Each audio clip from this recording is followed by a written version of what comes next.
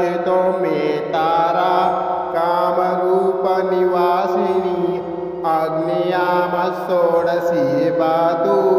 यमयाम धूमावती स्वयं नैत्रताम भैरवी पातु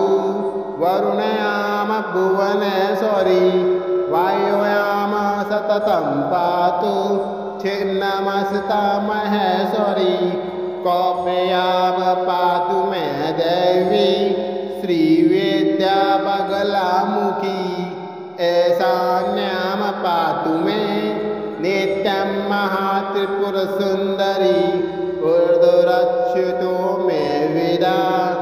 मतंगी पीठवासिनी सर्वदा पातु मे नित्यं कामाख्या कालिका स्वयं ब्रह्मरूपा महावेद्या सर्ववेदमयी स्वयं शिरसे रक्षितो मे दुर्गा बालं श्रीभवगेहिनी त्रिपुरा भ्रूयुगे पातु स्वर्णी पातु नासिकं चक्षुषी चण्डिका पातु चित्रे नीलसरस्वती मुख्यं सौम्यमुखी पातु ग्रीवां रक्षतु पार्वती जिह्वां रक्षितो मे देवी जिह्वा ललनभीषणा वाग्देवी वदनं पातु वाचा पातु महेश्वरी बाहु महाभुजा पातु कराङ्गुली सुरेश्वरी पृष्ठतः पातु भीमस्य कटयाम देवी दिगम्बरी उदरं पातु मे नित्यं महाविद्या महोदरी उग्रतारा महादेवी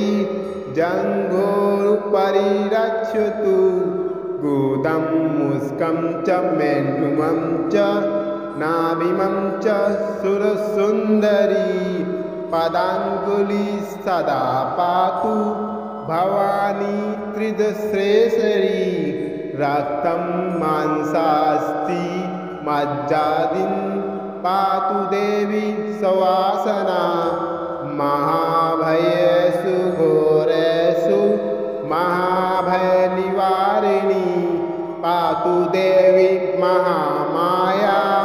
कामाख्या पीठवासिनी भस्माचलगता दिव्य सिंहासनकृताश्रया पातु श्रीकालिका देवी सर्वतत्पातेषु सर्वदा रक्षाहीनं तु यतस्थानं कवचेनापि वर्जितं